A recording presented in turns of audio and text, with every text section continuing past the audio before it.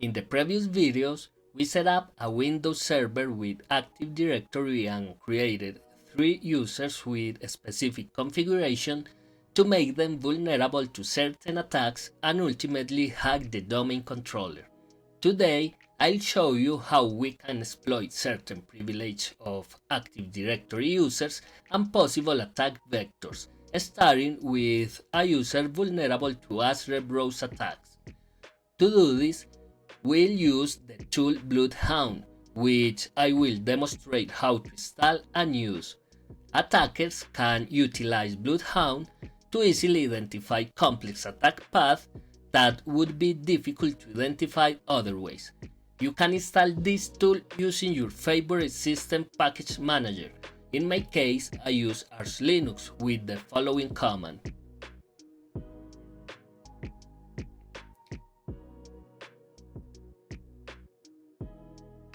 Similarly, we install the Neo4j tool with the following command.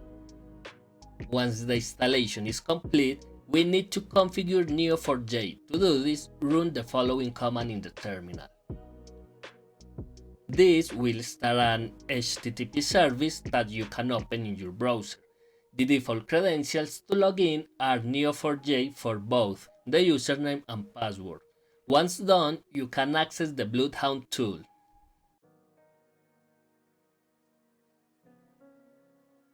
Now that we are in the application, we need to use the BloodHound Python tool to collect information from the victim machine and import it into the BloodHound application. BloodHound Python is a Python-based ingestor for BloodHound based on in-packet.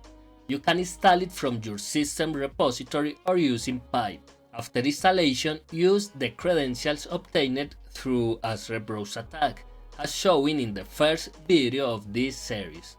Here's the command to collect as much information as possible from the victim machine.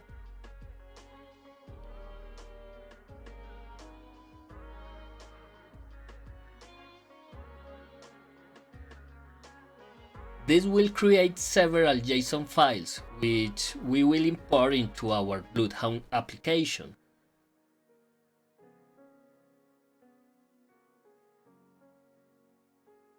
On the right-hand side, you will see the Upload Data option. Select all the JSON files created by BloodHound Python and upload them.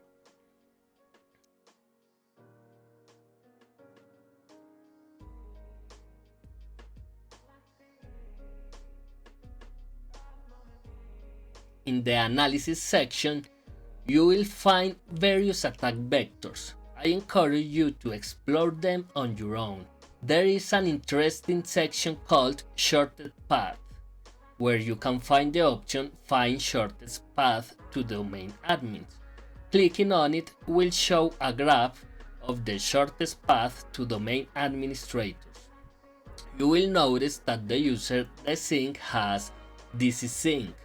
By right-clicking and selecting Help, you can see the user's privilege and how they can be abused, including executing a DCSync attack. However, to execute this attack, you would need the sync's credentials, which we don't have.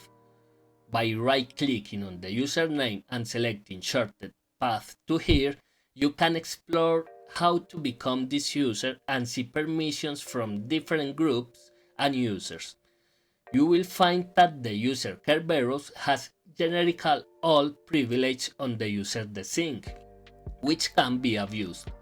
Again, to do this, you need to gain access as the Kerberos user, so you can search for this in the analysis window.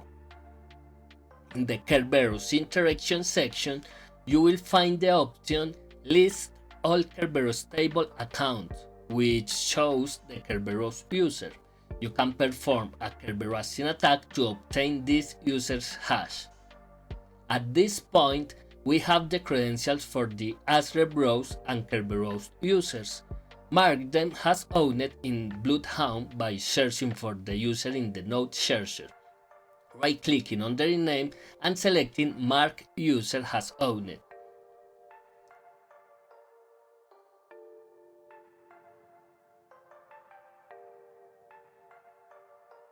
Now go back to the desync user, right click and select shortest path to hear from Owned. You will see that Kerberos has generic all privilege on the user desync. Once again, the help option will show you how to abuse this privilege. After obtaining the sync's credentials, mark them as owned and search for shortest path to domain admins from owned principals.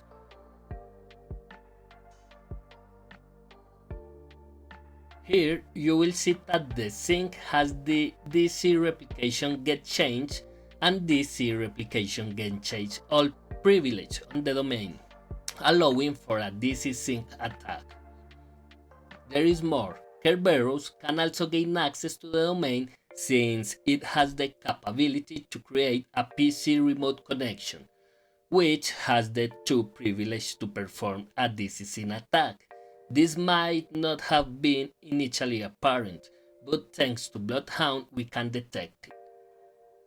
This way we can analyze attack vectors and exploit privilege to hack an Active Directory using the BloodHound tool. In this video, I covered the basic using the lab environment we created in the previous videos. It's up to you to explore all the options BloodHound offers. Remember to subscribe, like, leave a comment or two and share. Until next time.